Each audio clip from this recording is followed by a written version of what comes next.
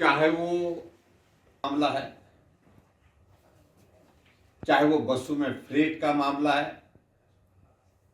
प्रदेश में जो हाल ही में एक फैसला लिया मुख्यमंत्री जी ने है,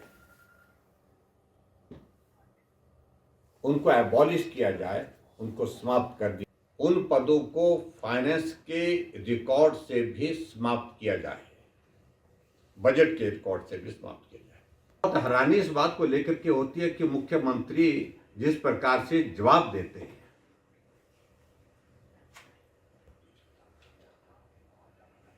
कि पत्रकार खबर तो लगा रहे हैं लेकिन आपको पूरा पढ़ करके नहीं आता। नोटिफिकेशन उनकी होती है, नोटिफिकेशन का एक एक शब्द हमने प्रेस कॉन्फ्रेंस में शिमला में पढ़ करके सुना।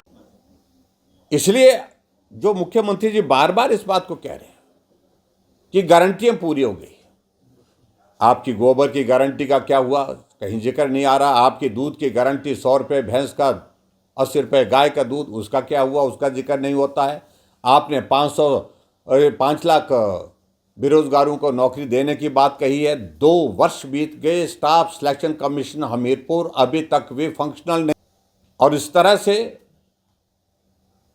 हिमाचल प्रदेश में चारों तरफ जो है विकास के कार्य जो है वो ठप पड़े हैं, रुके पड़े हैं। जो मुख्यमंत्री बार बार एक बात को कह रहे हैं कि भारतीय जनता पार्टी झूठ बोलती है।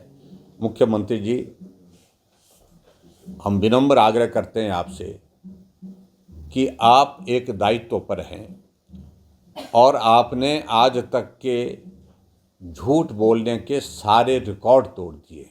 आप विधानसभा के अंदर झूठ बोलते हैं, आप विधानसभा के बाहर झूठ बोलते हैं और कर्मचारियों को गुमराह करते हुए कहते हैं हमने आपको 1 महीने में 2 बार सैलरी दे दी। ये भी पिछले कल कोई स्टेटमेंट दी है उन्होंने, वहाँ पर कहा कि हिमाचल पूरे देश भर का ऐसा राज्य बन गया जहाँ 1 महीने में 2 बार सैलरी दी। क्या आप नवंबर के महीने में भी इसी प्रकार से सैलरी देंगे? 2 बार सैलरी देंगे? आखिरकार ऐसे हालात क्यों बन गए कि मुख्यमंत्री को हर महीने की सैलरी की डेट अनाउंस करनी पड़ रही है? यह हालात हिमाचल प्रदेश में कांग्रेस पार्टी की सरकार की वजह से बने, क्योंकि वित्तीय स्थिति हिमाचल प्रदेश की इस कदर बिगड़ गई है। देखिए, मैं एक बात बड़ा स्पष्ट कहना चाहता हूँ। आखिरकार मुख्यमंत्री की स्थिति इस प्रकार की बन गई है कि कोई मंत्री बोलता नहीं। कल मंत्रियों की क्लास ली उनने, और इस किसी काम के लिए ली होती तो समझ में आता कि कहते हैं कि मैं ही बोल रहा हूँ, आप लोग बोलते नहीं।